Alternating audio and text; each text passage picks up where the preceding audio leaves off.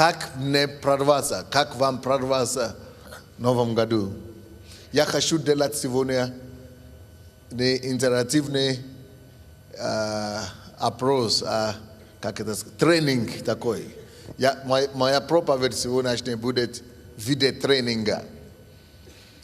Как прорваться вам, чтобы практически и наглядно показать вам, что есть формулы, которые могут помочь подсказывать вам и помочь вам, что прорваться в жизнь это реально, прорваться в этом году реально. Есть реальные шансы для всех нас, чтобы прорваться вперед в наших делах, в наших работах, в наших служениях, в нашем бизнесе. Поэтому я буду давать эти идеи и формулы, чтобы подсказывать вам, чтобы вы убедились в том, что это реально, это не есть невозможно, это нормально. Во-первых, принцип. По какому принципу я это буду проводить? Принцип есть такой. Все, я последние 2-3 дня размышляю об этом. Я знаю этот принцип, но я глубже и глубже думаю об этом. Что все в этом мире работает по закону.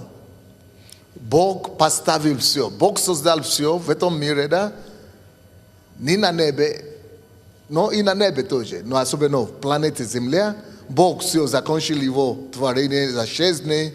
И после того, как Он все сотворил, Он поставил весь мир, который мы видим. Вот это земной шар, и особенно вот эта планета Земля, поставил его и починил законом, определенным законом. Мир правится законами. Земля правится определенными правилами и законами. Допустим, есть законы чисто научные, как, допустим, закон притяжения, допустим. Есть законы чисто общественной среды, или как называется, окружающей среды, экологической. Допустим, что нельзя палить лес, или это самое, а то это будет всем нам минус, это будет плохо. Кислорода не будет. То есть законы биологического развития, что чтобы жить, надо кушать. Есть законы, все под законом. Все Бог поставил, чтобы функционировать. Есть законы духовного мира. Допустим, если хочешь жить долго, почитай Саймат. Или если законы духа, если посеешь, ты пожнешь. Если посеешь, пожнешь, это даже законы, Библия говорит, что это больше похоже даже на законы натуры, естественные законы, как природы, как закон природы. Сеешь, жнешь, это закон природы. Это дух тут не пришел, и Бог тут даже не пришел. Ты можешь быть неверующим, но если ты будешь подчиняться этим законам, будет работать для тебя. Написано точно как лето и зима не может прекратиться, так же и закон сеяния и жатвы. То есть летом и зимой это тоже есть определенный закон. То есть и то, и другое это закон природы. И то есть разные виды законов.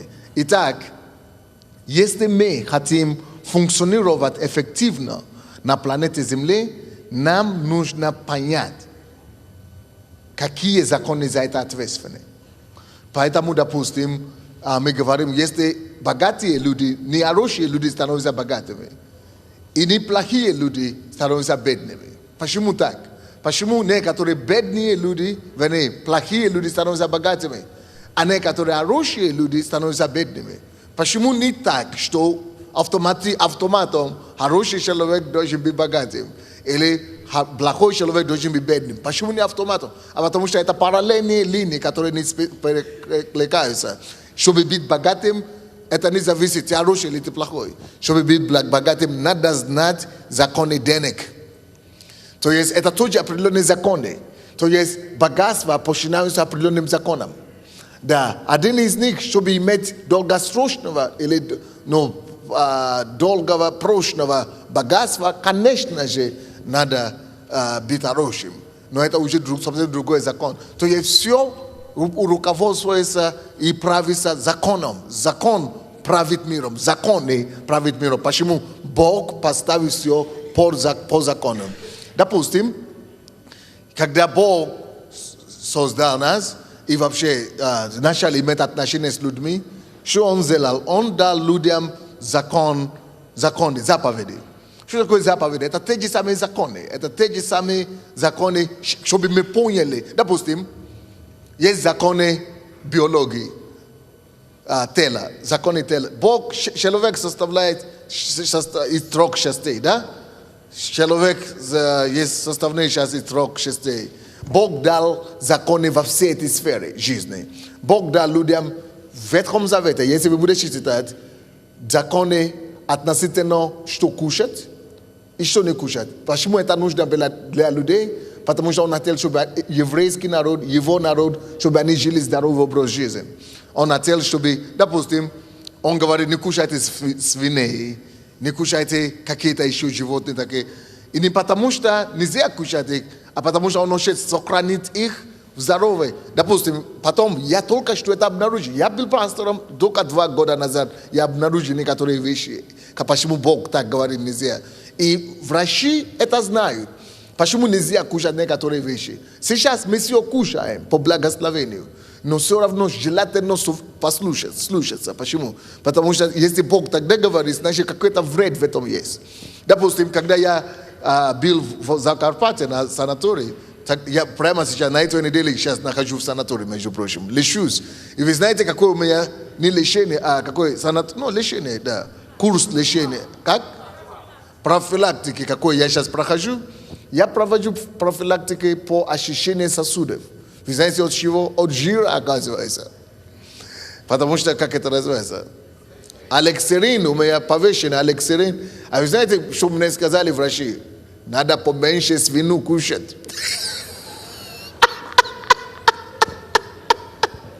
Оказывается, что Бог был прав. А я думал, что ничего страшного, надо просто благословлять, и все в порядке. Оказывается, что не важно, кто нарушает правила. Даже если это пастор Сандей, надо все равно платить. То есть все имеет, как вам сказать, то есть это были законы, которые Бог тогда дал. Некоторые законы другие, которые в Ветхом Завете мы считаем, Бог, допустим, говорит, не женись на своего брата, или или за свою сестру, или родные люди нельзя, кровосмешение не должно быть, не блуди, не измени жену, не измени мужа и так далее. Мы думаем, это ради Бога, потому что это его закон. Нет, это потому что Он понимает, что это нас убивает. Вот, допустим, Он говорит, возмездие за грех – это смерть. Люди, которые грешили вот так, Библия. Допустим, Давид подумал, но я Есар, какая разница, Бог меня любит, я человек по сердцу Богу, он же действительно человек по сердцу Богу. Не все позволено, тем более все граждане страны, они мои граждане, они мои подчиненные, все граждане страны, они моя собственность. Тогда было считалось так. Могу взять любую жену, даже если это жена чужого человека. Он пошел и сделал, молодец. Но даже несмотря на то, что он любимый у Бога, что он человек по сердцу Бога, и то Бог не мог ничего поделать, последствия должны последовать. И последствия так пошли, что он уже умолял Бога, чтобы Бог его убрал вообще, собрал его с жизни. Как это? Потому что законы, когда они нарушаются, они имеют последствия. Законы, когда они начинаются, почему законы были вообще созданы? Потому что Бог знает наше устройство. Бог знает наше внутреннее устройство. Бог знает наше устройство тела. Поэтому Он говорит, что много жира, много свиней будет вредно для тебя. Он знает устройство тела. Бог знает устройство души, эмоций, чувства. Поэтому Он знает, какие законы, какие вещи нежелательно вам приступить. Потому что они вас уничтожат. Поэтому Он, чтобы вас избавить от этих последствий, Он ставит закон, дает законы. Послушайтесь, и вы сохранены будете. Живите по этим законам, и вы будете живы будете. Но нарушайте эти законы, те последства, от которых я хотел вас избавить, начнут достигать вас. Также и есть духовные законы. Поэтому, почему я веду в этом году? Как нам получить прорыв в этом году? Эта проповедь будет практически, как я уже сказал, и оно будет такой наглядно, аналитически, надо будет отвечать на то, как я сказал, будет как тренинг такой. Во-первых, первое задание. Нужно понять, то есть принцип, я уже сказал, принцип все действует по закону. Мир движется и существует по определенным правилам и законам. Итак, первое задание, надо выяснить, надо исследовать себя, какие моменты в вашей жизни были удачи, и каким законам вы повиновались. Что вы делали? Что вы правильно делали? Какие принципы вы соблюдили? Так? И каким образом эти принципы сработались в вашу пользу?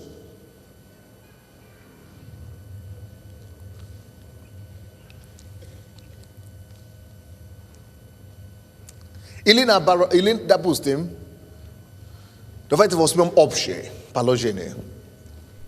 Давайте оценим второй вопрос, второе задание. Оцените, пожалуйста, ваше нынешнее состояние. Ставьте себе оценку. Как вы оцениваете себе? Успешная жизнь сейчас? Или средняя жизнь? Или низкая жизнь? Можно говорить материальное, общечеловеческое, процветание, или счастье, счастливый, радостный. То есть как вы оцениваете, особенно планы того, к чему вы стремитесь в жизни вообще, куда вы идете, даже не сравнивая с другими людьми, а сравнивая со своей собственной судьбой. На каком сейчас стадии вы находитесь? Успешно, высокая, средняя или низкая уровень успеха? Так, исходя из того результата, который у вас получились, ответим на вопрос, что вас привело к этому состоянию? Потому что то, что мы имеем сегодня, это еще один принцип, который уточняет вам. Все, что вы есть сегодня, есть результат того, что вы делали вчера, или то, что вы не делали вчера. Те законы, законам, которые вы послушали вчера, или те законы, которые вы не послушали вчера. Оно есть результат, оно привело вас к тем результатам, которые вы сегодня имеете. Более подробно, если более четче, помочь вам изъяснить этот вопрос. То есть, какие были ваши поступки последние годы, 10 лет, 20 лет, 10 лет, что вы изучали, где вы как жили? Это вот и есть результат того, что вы сейчас имеете. Какие ваши были действия, которые ответственны и привели вас к тому месту, где вы сейчас находитесь? Пишите подробно все, что я говорю. Эти вопросы, они интерактивные, они нужны, чтобы вас они... Какие были у вас, допустим, состояние здоровья, возьмем. Какие у вас были привычки, не только здоровье, или зависимости, или хорошие, или плохие? Если вы, допустим, оцениваете свою жизнь как отличная, класс. Значит, какие были привычки, которые ответственны за тем отличным результатом, который вы имеете? Что вы делали постоянно? Что такое привычки? Привычки могут быть хорошие, не только плохие. То есть, что вы постоянно делали, которые могут быть ответственны за тем результатом, который сейчас вы имеете? Какие были действия какие-то, которые вы сделали? Допустим, действия. Вы сейчас находитесь здесь сегодня, потому что вы покаялись, или вы пришли к Богу. Это есть определенное действие. Но если говорить о социальном плане или финансовом состоянии, какие действия вы предпринимали или не предпринимали, почему вы сейчас находитесь, которое привело вас к такому состоянию финансовому, которое сейчас находитесь? Или вообще в другие сферы вашей жизни, как вы себя оцениваете? Духовно и вообще рост, успех, все. Следующий вопрос. Какие ценности присутствовали в вашей жизни и помогли вам прийти к этому состоянию? Или же наоборот, какие ценности не было в вашей жизни, что вас привело к этому состоянию? Давайте начнем с пастором Боссе. Я ее лучше вас знаю. Допустим, возьмем мою жену как пример.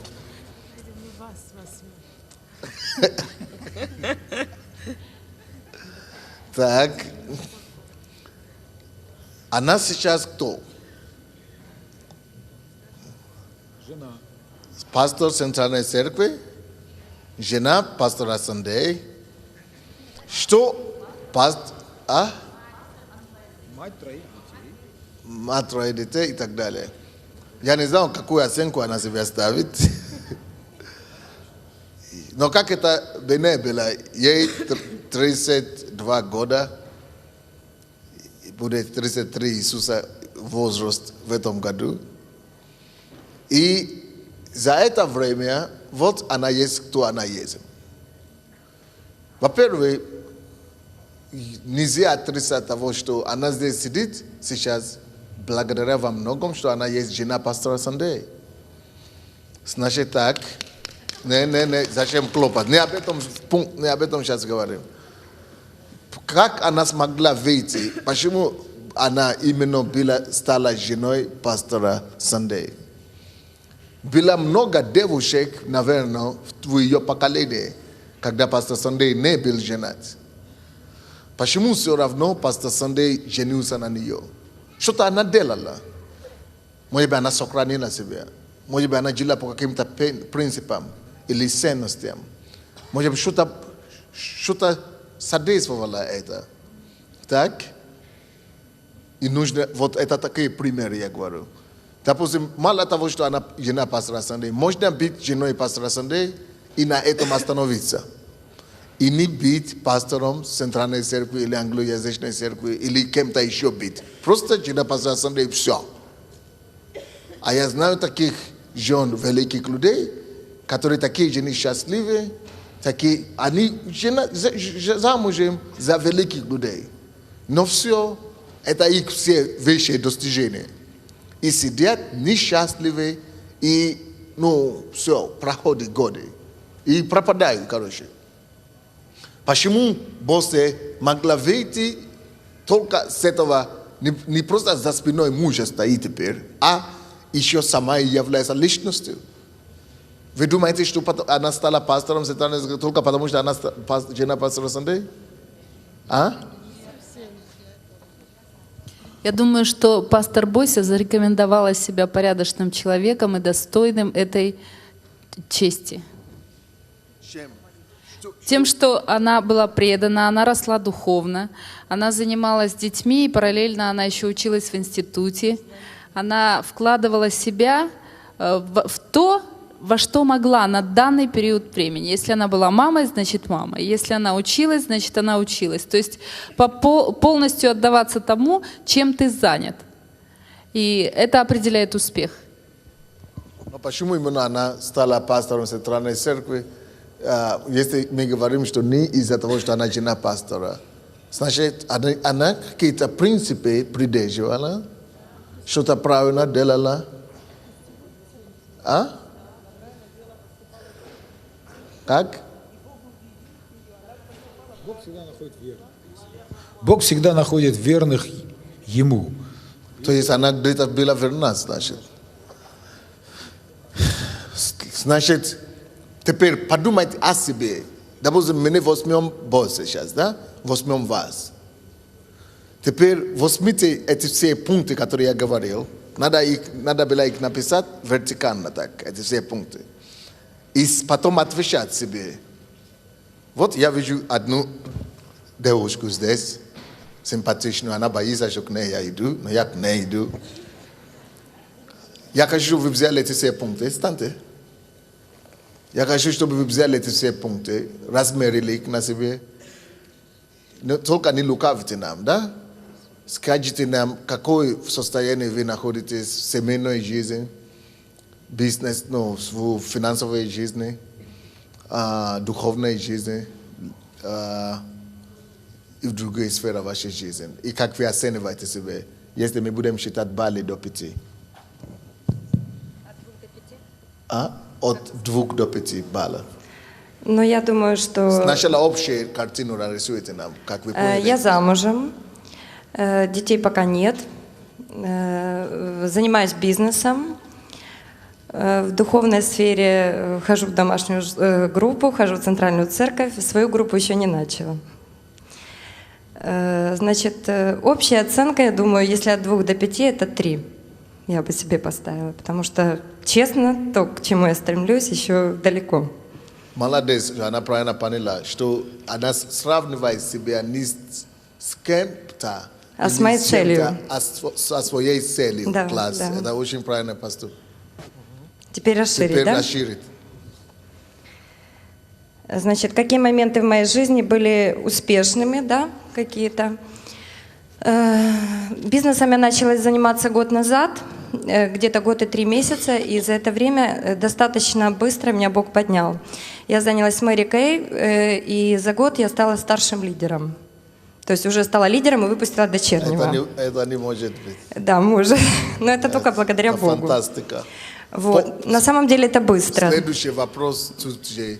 По каким, что вы делали, какие были ценности, какие были принципы, каким законам вы послушались, что вы смогли достичь такой результат. Это невозможный результат. Это слишком, это фантастика. Ну, я думаю, какие что были каждый законы? может. Нет, вы должны сказать нам. Законы послушания. То, что вы учите всегда. То есть... Нет, вы определили. Трудолюбие. Трудолюбие, обучение. Сами скажите нам, что. Конкретно, вот, например... Отвечайте всем, пожалуйста, конспектируйте эти вещи, потому что всем нам помогут.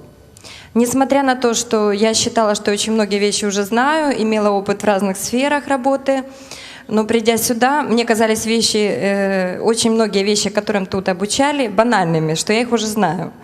Но я начала что-то делать, вижу, не получается. Я поняла, что надо смириться и делать то, что мне говорят. То есть если есть определенное правило в бизнесе или в работе, в учебе, где бы вы ни находились, жили в семье, в духовной жизни, я уже это поняла, то нужно просто быть в послушании и начать их делать, какими бы банальными они ни казались. Правила. Правила. Ты можешь знать правила, Но не делать их. но не делать их. Да. И пока ты не начнешь Делать, их, результата не будет. жить по них, не будет результата. Она говорила очень, очень разумную вещь. Она говорила, они говорили, эти люди в этой фирме, говорили все, что она уже знала. Но она потом говорила, балансированно, что хорошо, я знаю все, что говорят Да. мне, но я вот не имею результата почему-то, несмотря на то, что я знаю, пока я не начала Делать это. То есть это золотое правило. Благословение в жизнь приходит не к тому, кто знает правила, а к тому, кто исполняет правила. Все дети Израилевы знали 10 заповедей и все равно умерли многие в пустыне. Благословение в жизнь приходит. Пишите это важно. Благословение в жизнь приходит не к тем, кто знает правила или эти законы, а кто их исполняет. Следующее. Оцените ваше нынешнее состояние. Но я все равно оцениваю на 3, даже в бизнесе. Почему? Потому что нет еще тех целей, результата, которого я бы хотела на сегодняшний день. Но я спокойно к этому отношусь, сравнительно спокойно, потому что, опять же, не нужно сравнивать себя с другими, а нужно сравнивать себя с твоей целью. И поэтому я понимаю, что на нынешнем этапе это нормально, и что мне надо еще больше приложить усилия, чтобы достичь того результата, которого я хочу. И с учетом временной срок, Да. Может быть, да, вы еще не стали тем, кем вы должны были стать, или куда вы хотите прийти. Это из-за того, что вы поздно вступили в это место, Да, сейчас, где вы совершенно находитесь. верно. Так? И если бы вы этим начали заниматься 10 лет тому назад, О, я бы уже была точно ведущим национальным лидером. Я же И миллионером, 100%. Вот, потому я и говорю, что все имеет значение. Что мы делали вчера, определяет, что мы имеем сегодня. И то, чего мы не делали вчера, тоже влияет на то, где мы находимся сегодня. Однако, еще лучше, где мы будем завтра. И из-за того, что она знает, где она будет завтра, потому и не расстраивается сейчас. Да, да, не надо расстраиваться, надо просто делать. Любое расстройство заменить работой, действием. Какой еще сфера жизни для вас важна? И ответьте по этим. Сейчас, третье у нас. Какие ценности присутствовали в вашей жизни?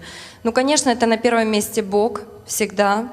Так. Потому что без Него... Каким образом это, допустим, вы скажете это неверующим людям, да? Что ценность, которая мне помогает в жизни, Бог. В чем? Как? Это общение с Ним, молитва. Как это помогает? Это помогает Его конкретными советами, действиями. Если мне нужно принять решение, я всегда обращаюсь к Нему. Его руководство, Его видение и ведение в моей жизни. Вот это моя церковь. И... Допустим, то, что вы ходите, то, что вы получили такой результат за год, который абсолютно ошеломляющий результат. В чем Бог помочь в этом? Ну, в верности.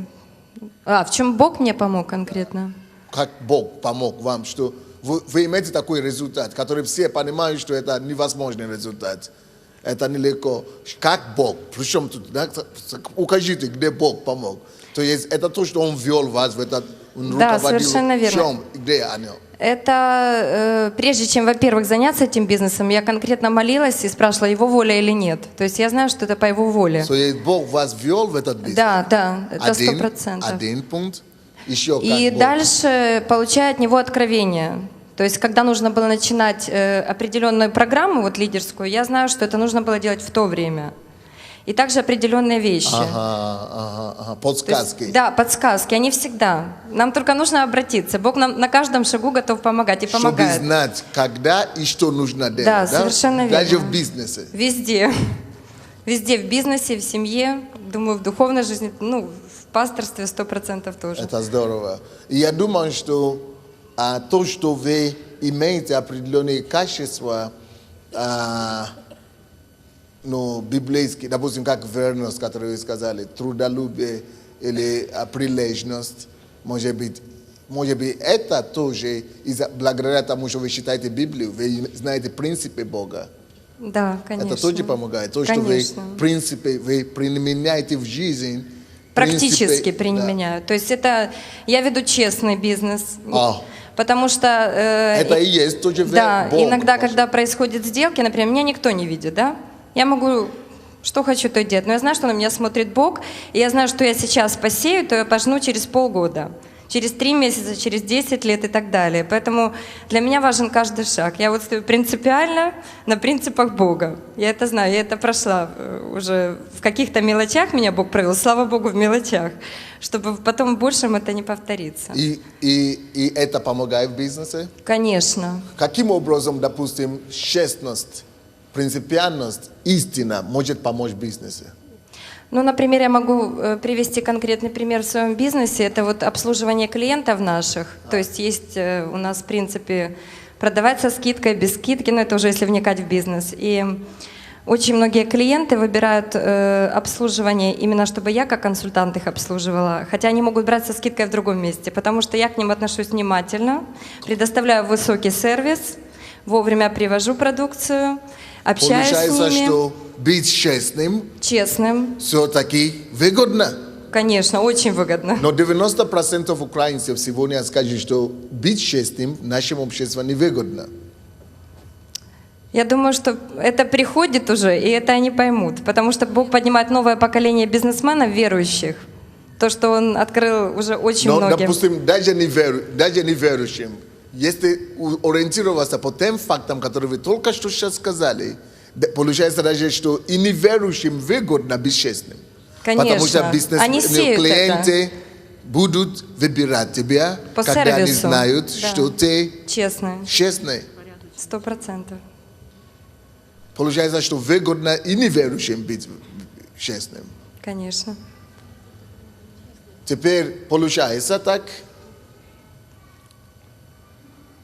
если мы сейчас перечислили те ценности, принципы, действия, которые помогли прийти к этому результату, следующий мой совет, надо отметить эти сильные, положительные ценности, действия, поступки, то, что мы уже отметили, и придерживаться к ним, и усовершенствовать и улучшать их в дальнейшем. Усиливайте действия этих принципов в своей жизни.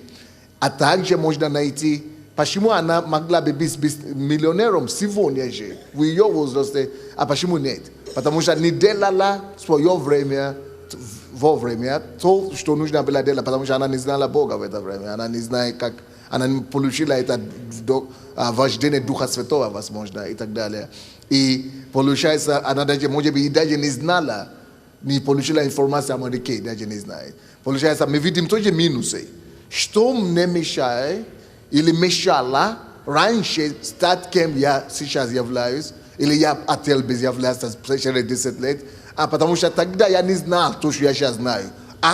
Значит, тут же писать. Незнание, значит, есть некие вещи, которые я даже сейчас, в настоящее время, тоже также не знаю, которые могли бы мне сделать более успешным, чем я сейчас нахожусь. Но я сейчас много чего не знаю, особенно в направлении моего самого. Значит, мне надо как можно больше получать информации, расширять мой кругозор, вообще о жизни и так далее. И тогда я смогу прийти к тем вещам, которые сейчас даже я еще не знаю, а которые могут усилить мой успех где-то 10-20 раз. И я не начал вовремя. Я не знал, поэтому я не мог начинать. Значит, я многого не знаю, я буду искать из их. Если я буду открывать себе какие-то новизну, какие-то откровения, какие-то тайны, значит, я не начинал вовремя здесь, поэтому я еще не миллионер. Значит, я должен тут же начинать и оперативно начинать действовать и использовать те тайны, которые Бог будет мне открывать. То есть мы видим параллельно плюсы, которые у меня были, которые мне помогли и усиливать их, что минусы, которые чего я не делал, или чего я плохо делал, которые тогда не позволили иметь то, что я бы хотел иметь. И это писать и исключить, и учитывая их, улучшать мою уже завтрашний год, жизнь, который хочу завтра.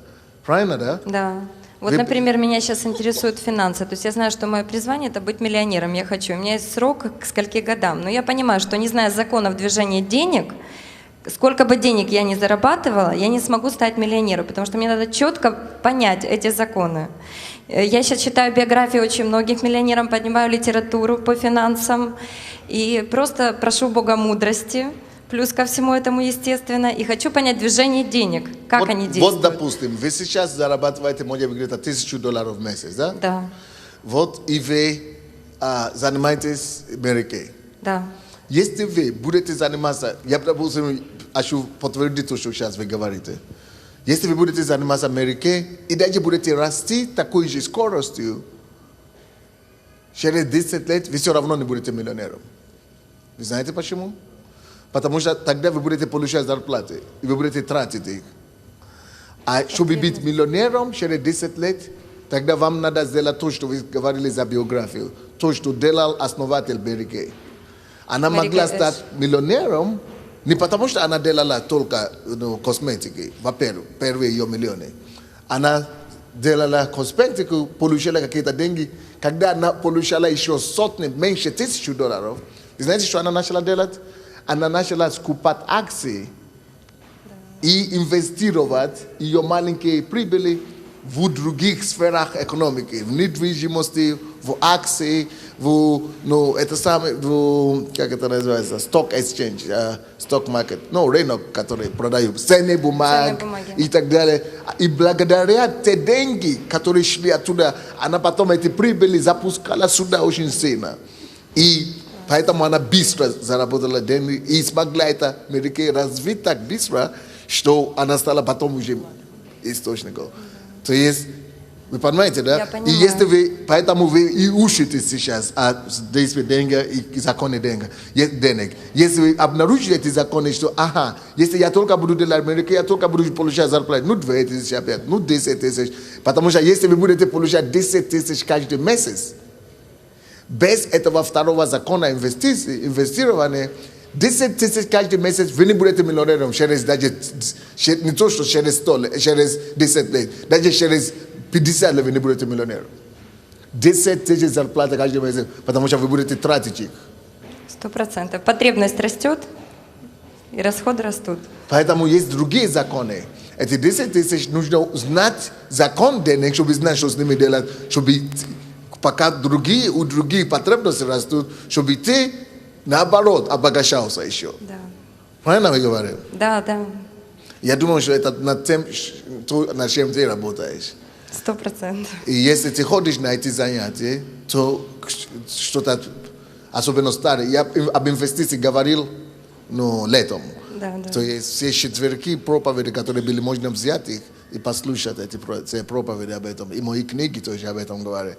Ну что ж, что бы хотели еще сказать? Правильно? Я правильного человека избрал, я попал по духу. Я бы хотела сказать всем, что не нужно спешить, но нужно бояться опоздать. Потому что, в конце концов, мы живем один раз, Бог нам доверил жизнь. И я считаю, что все достойны и должны просто показать своим примером, что христиане тоже могут жить хорошо, успешно, честно работать. И не только в бизнесе процветать, в семьях, чтобы своей жизнью вы показывали, достойны были апостолы Божьи. Амен. Чтобы, глядя на вас, люди говорили, почему ты такой? Амен. Кто ты Класс. такой? Класс. Я хочу быть такой, как ты. Потому что мне в моей команде говорят, куда ты ходишь? Уже подходят, и уже покаялись много женщин. Класс. Ты всегда веселая, ты всегда оптимистичная. Ты действительно посол Бога. И я сам тоже горжусь. Спасибо, пастор. Горжусь тобой. Как зовут еще раз? Татьяна. Татьяна. Спасибо, дорогая. Значит, давайте пойдем. Я думаю, что все вы можете делать такой более подробный анализ своей жизни.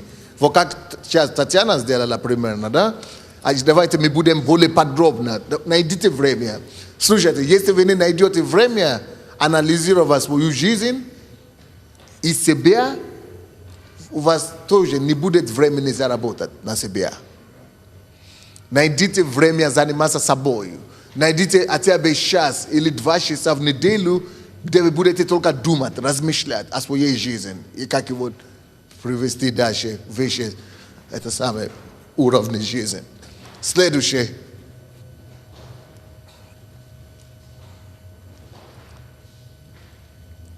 Значит, сделайте список своих успехов, достижений и достижений.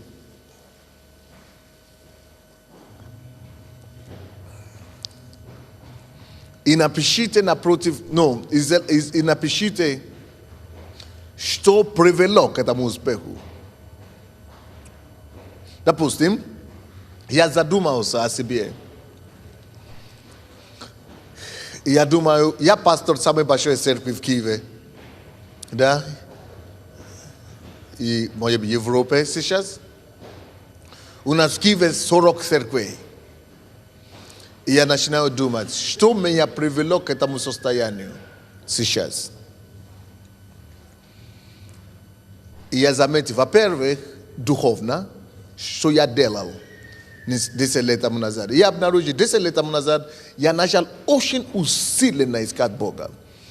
В августе 1995 году я принял решение раз неделю уединиться с Богом. Молиться целую неделю я и Бог. хотя бы 3 дня поститься и молиться. И я вот это вижу как одно из факторов, которые ответственны за то, что я имею.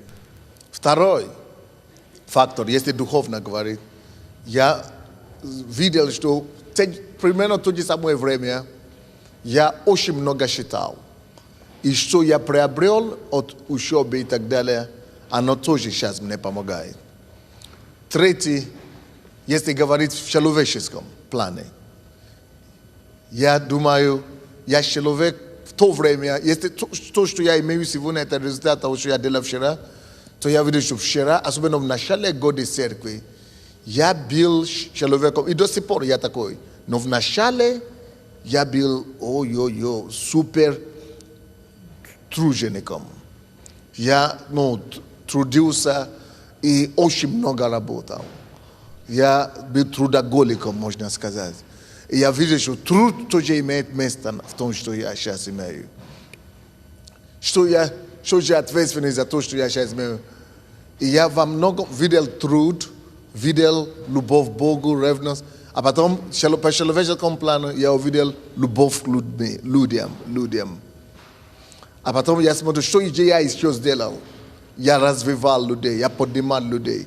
Я вижу, что вкладывать себе в людях, размножать лидеров, поднимать людей вокруг себя, тоже большой фактор. То есть я могу писать эти все вещи, я понял. Если я хочу дальше поддержать такой тонус, такого успеха и движения, мне нужно определить эти все сильные вещи, что я делал.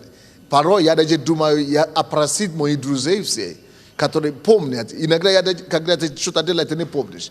Чтобы они мне сами подсказали, что я делал тогда, что сейчас мне помогает. И один постоянно мой друг Руфус мне сейчас дает такие вещи.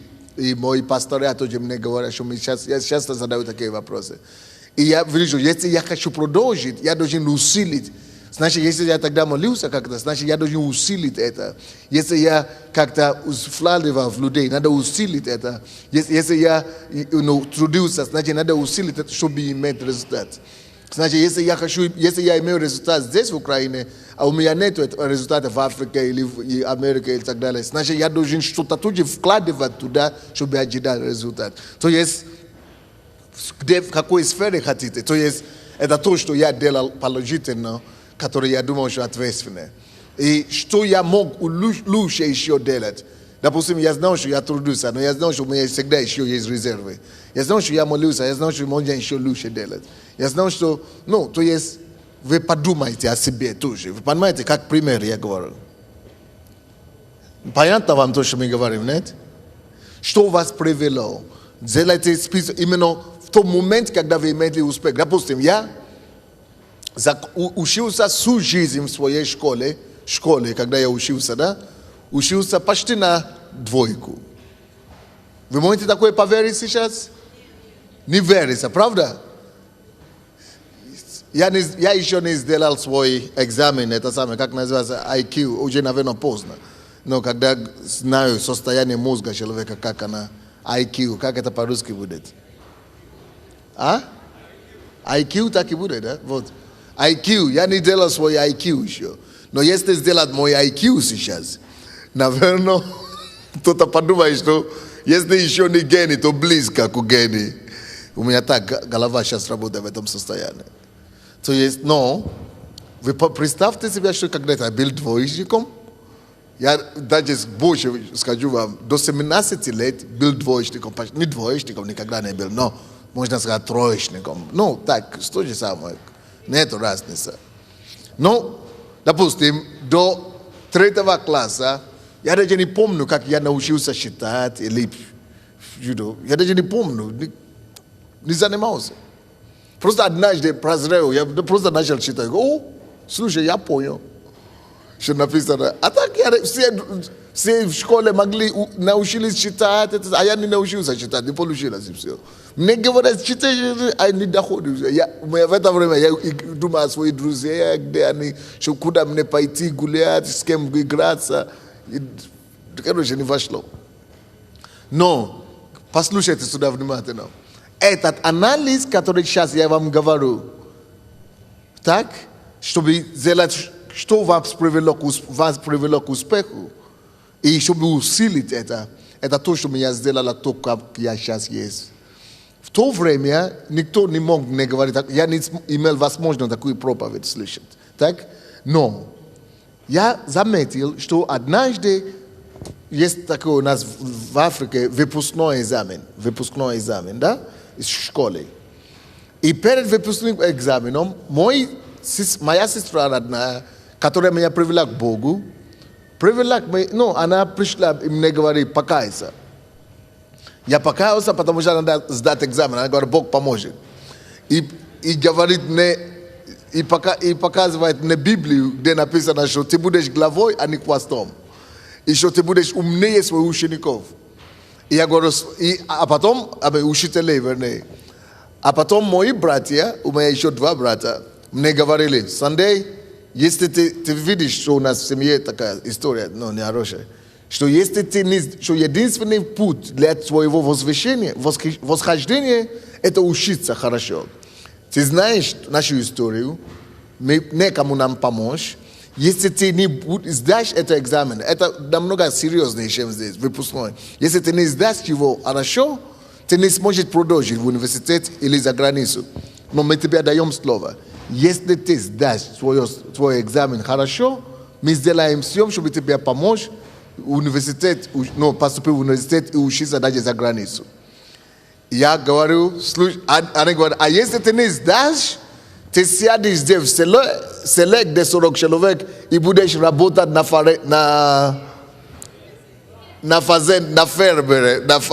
фазенде отца, дедушки, будешь возделывать землю всю свою жизнь. Я смотрю на эту перспективу. Посмотри на эту перспективу и подумай,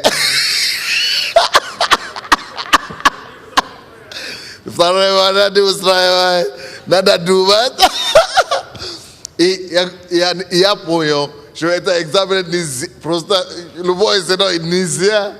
И они мне говорят, если ты не сдашь, в отличие от соседней семьи, вот той семьи, говорят, вот твои друзья, с кем ты гуляешь, вот тут, он не сдает экзамен, он наследует бизнес отца. Вот тут, не сдаст экзамен, его родители даст ему вторично сдать этот экзамен.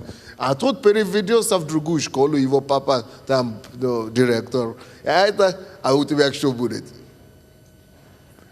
Они говорят, у тебя не будет экзамен, денег повторно сдать экзамен. Я говорю, так...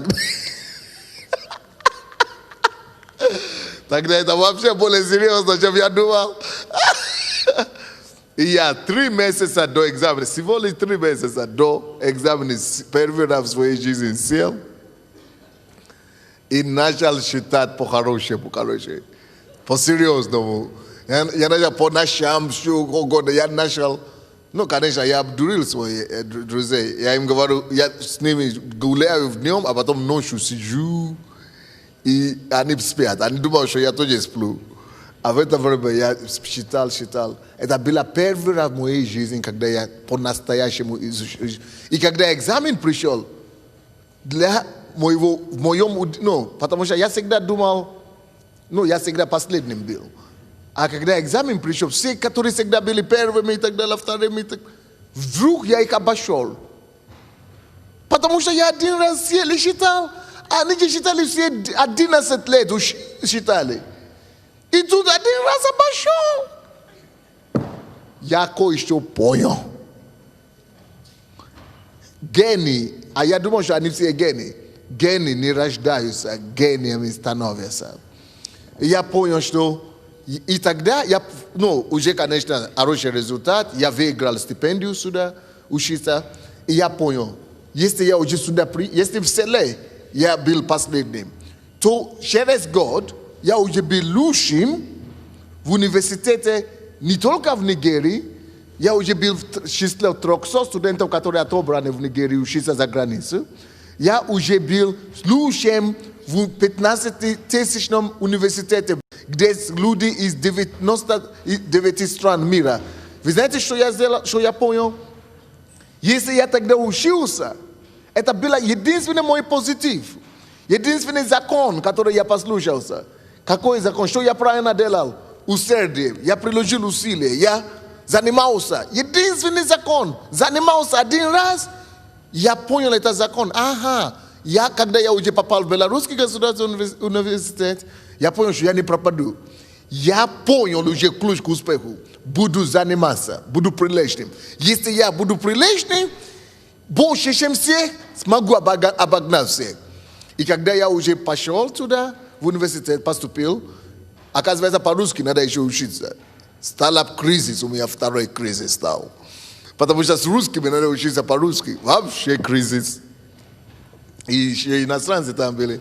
И первый год нас все иностранцев загнали в ИНЯС, называется, институт, как там, иностранного языка. И там был подготовительный факультет, где мы изучали русский язык, год.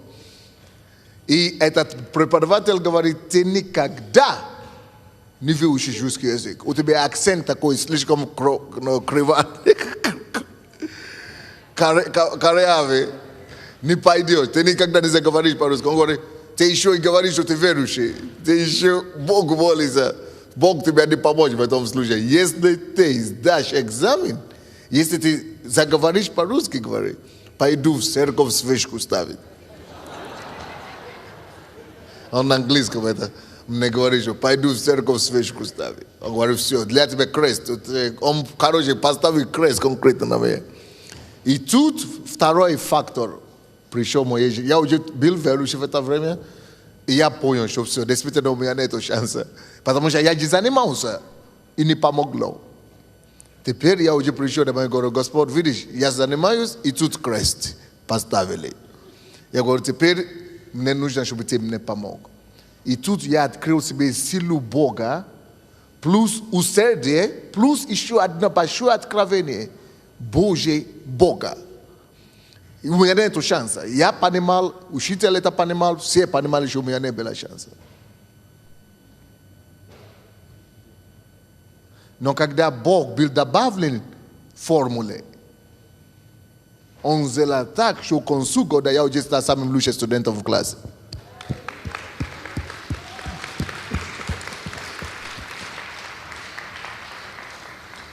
Поэтому и написано, что с Богом все возможно. Все возможно верующему. И все могу в укрепляющем меня Иисусе Христе. Если вы можете все принципы применять, если не получается, добавьте еще один. Бога добавьте.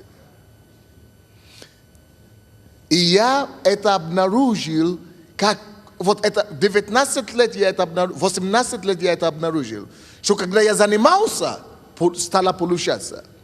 Значит, я не тупой, как я думал, что я родился тупой. Слушайте, никто не рождается тупым. И никто не рождается гением. Отношение к труду все определяет. Это было откровение, которое изменило мою жизнь. То есть, я говорю, что я когда-то был двоечником, и теперь я не похож очень на двоечника. И знаете почему? Из-за вот этого отношения. Считал однажды, начал заниматься, и увидел, то есть принцип. Я использую эту формулу, которую я сейчас вам даю. Вы тоже подумайте о своей жизни сейчас. Что вы когда-то удачно сделали? Что вы когда-то где-то попали в десятку? Где вы сдали экзамены хорошо? Чем занимались перед тем? Где вы что-то удачно очень получилось у вас?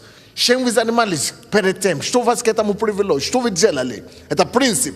Это называется принципы. Это называется законы. Какие законы вы послушались? Какие принципы? Выявите этот принцип себе. Выявите его, подчеркните этот принцип и возьми его на вооружение. Оденься этим принципом. Вооружайся этим принципом. Усиль эти принципы и начни применять его. Вот как люди выясняют, какие принципы помогают по жизни.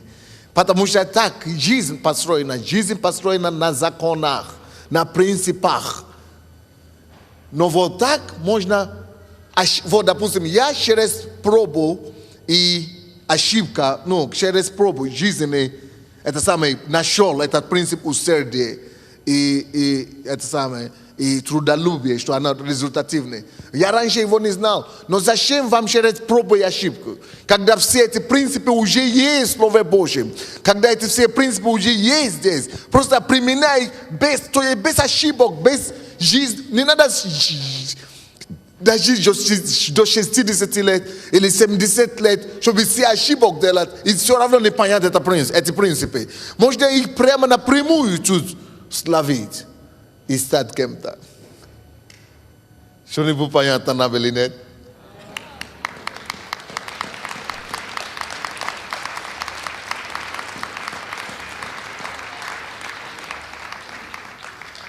Вот почему Бог дал нам слово, чтобы эти принципы напрямую сразу иметь их. Чтобы эти самые, ну, чтобы нам не умереть, хождя по мухам и пустыне.